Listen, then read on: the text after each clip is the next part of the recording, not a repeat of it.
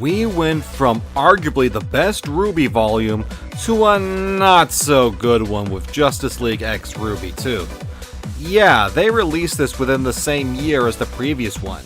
I thought I was going to have to wait a year for this, but no, I only had to wait 8 months. Already? That's an Academy record. Explain your method. Speaking of which, if the first RWBY X Justice League felt like the first Equestria Girls movie, then the sequel really felt like Rainbow Rocks.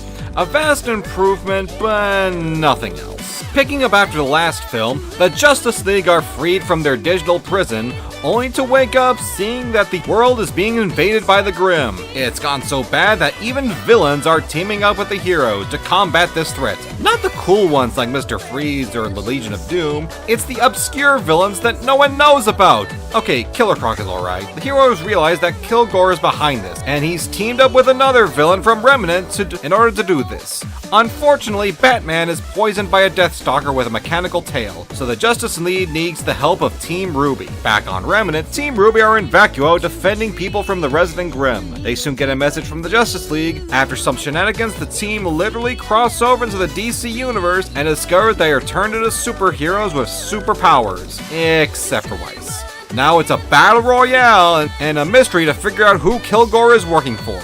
I'll give you a hint, it rhymes with bats. Okay, let's start with the cons. 1. Superman's voice is kinda off to me. He's voiced by Travis Willingham, whom you might recognize as Colonel Mustang from Full Metal Alchemist. Don't get me wrong, he's doing his best, but he gave Superman this really deep, gravelly voice. I guess I'm too used to the Christopher Reeves, Tim Daly, and even Jack Quaid's take on the character, where it's kinda deep but still normal. But this take I kinda find jarring. Stripping Weiss of her powers is a big misfire. Seeing that Ruby, Blake, and Yang are given some sort of superpower, why not Weiss? You can give her some ice powers like some sort of badass version of Elsa, but no, they want to make her like Batman who has gadgets and intellect. The animation is surprisingly kind of off. Whenever someone is levitating, it looks really weird. On top of that, I don't think the RWBY style translates well with the DC characters. I mean, Black Canary kinda looks like Salem before she got Grimmified. I just think the pronounced muscles and lipstick look weird in this 3D style. I think this would have worked better in traditional cell animation, akin to what Bruce Timm's taken the DC characters, despite causing some sexual awakenings in several people. You happy punching the bag, or you want to go a few rounds with me? I am talking about sparring. That'd be nice too.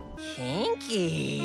The backgrounds are also generic. It's impossible to tell which city the characters are in because they all look the same. There are far too many winks to the hardcore fans, which will confuse first-time viewers and casual fans. They reference Murloc from the RWBY video game Grim Eclipse, and if you're a casual RWBY fan who has only seen the main show, this would confuse you. I know Volume 9 had references to the books, but here's the thing, when they did it, it was used subtly, so it won't confuse casual viewers. But here, they say it out loud and reference the events. It's good to think about your fan base, but keep the casuals in mind.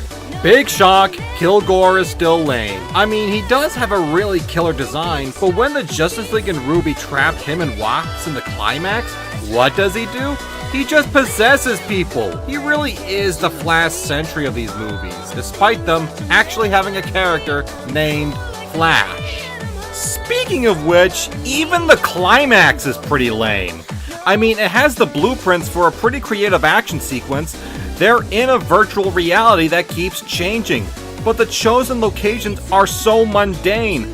At first, you think the battle's gonna take place in a mock-up of Amity Arena, a location that invites so many creative fight scenes. But no, it takes place in a city, a forest, and Weiss's front yard. Even Watts suffers here.